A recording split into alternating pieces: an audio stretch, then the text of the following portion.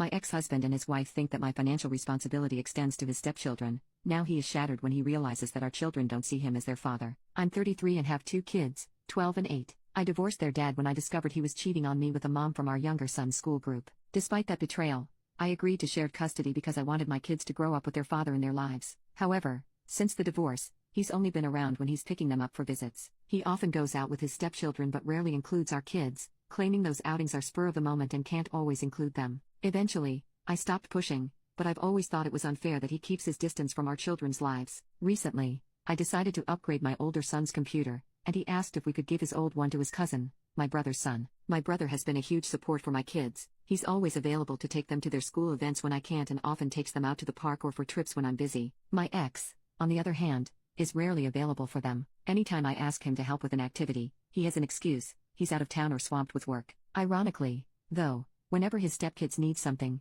he's there. Once, he even argued with the stepkid's father at a school event, insisting he had the right to be there. When my ex found out I gave the computer to my nephew, he got upset. He complained that if I had money to spare on a gift like that, I should have forgiven 2 months of child support he'd missed since his finances were tight with a new baby. He added that if I could give away a computer, I should have gifted it to either his kids or his stepkids, who shared just one computer among the 3 of them. I told him my finances were none of his business and that I owed nothing to his stepchildren. Then his wife jumped into the conversation, accusing me of spoiling my son by giving him a new computer and of being petty for letting my son bring it to their house, claiming it was just to show off in front of his step-siblings. I told her she had no right to speak to me that way or question my decisions. I added that I allow my kids to see their father so they can grow up with him in their lives, not so she can interfere with how I parent. My ex was offended, but I told him this whole situation could have been avoided if his wife hadn't inserted herself where she didn't belong. After that, things seemed to calm down until last week. I went to pick up the kids, and my ex was visibly upset. He explained that he tried reading a bedtime story to our youngest. At home, he still likes to be read to before bed,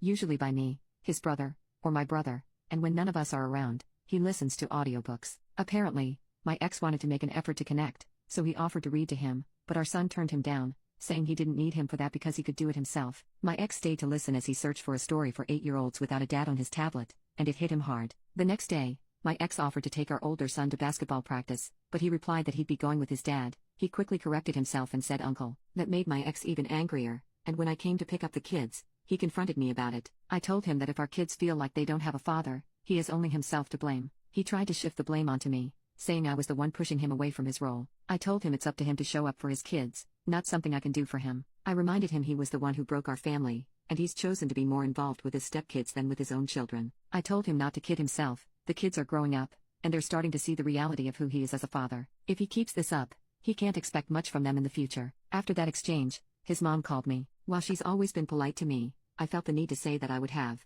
appreciated this same concern from her when she supported her son's affair, knowing her grandchildren were losing their father in the process. She hung up, and we haven't spoken since. My brother advised me that I had every right to express how I felt, but he suggested that maybe this discussion shouldn't have happened in front of the kids. Later, my ex texted me saying that if I weren't so difficult, he'd spend more time with them. I told him his duty as a father doesn't depend on whether I'm easy or not, and he knows I've never prevented him from seeing the kids. The truth is, when he has to choose, he prefers outings with his stepkids over his own children, and that's something only he can change. Update: these past few days have been a bit unusual. My ex sent me messages saying he wanted to resolve things, stop arguing, and talk to me. I agreed. He came to my house, and we didn't beat around the bush, we went straight to the point. He asked me if I really thought he was a bad father. I replied that looking back now, I never would have chosen him to be the father of my children. He said it wasn't easy for him, and I answered that it wasn't easy for me either because I take on both his role and mine. He told me he couldn't leave his stepchildren without a father because he had already broken their family, and I replied that he had left his own children without a father. He started crying and told me it was my fault,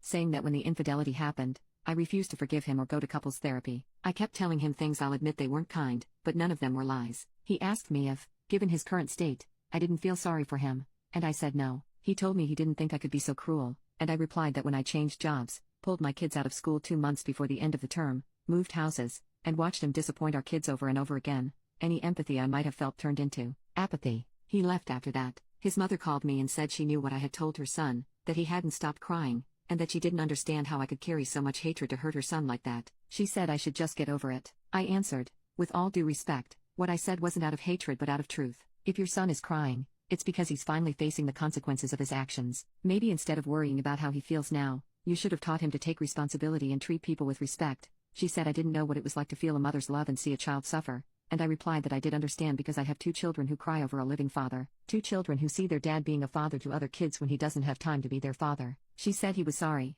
and I told her not to put words in his mouth and to stop calling me about anything related to her son. I hung up. I wanted to cry so badly, but I'm a damned mother, and I don't have time for that. I want my kids to feel safe, loved, and strong enough not to need anyone, not even me, to be themselves. Last Thursday, I took my kids to their cousin's birthday party, hosted by my ex-sister-in-law. I still have a good relationship with her. She was the one who told me about the infidelity and that her mother was already encouraging it. My ex showed up alone and irritated. My kids kept their distance from him. They kissed his hand but then ignored him completely. My ex-mother-in-law told the kids they should show more respect to their father, and my eldest replied that he doesn't show respect for me since he and his partner talk badly about me. I scolded my son, not for what he said but for how he addressed his grandmother. I told him it was wrong to eavesdrop on private conversations and repeat them. Then I asked him to gather his things because we were leaving. My ex-mother-in-law asked me not to leave, saying the kids were having fun and we could resolve this as adults. She asked my ex what he had said, and he claimed not to remember. I told her I didn't care, and she said we should be good parents. I replied that to be good parents, you need to be good people first. My ex was getting agitated. My ex-mother-in-law asked why we couldn't have a civilized co-parenting relationship.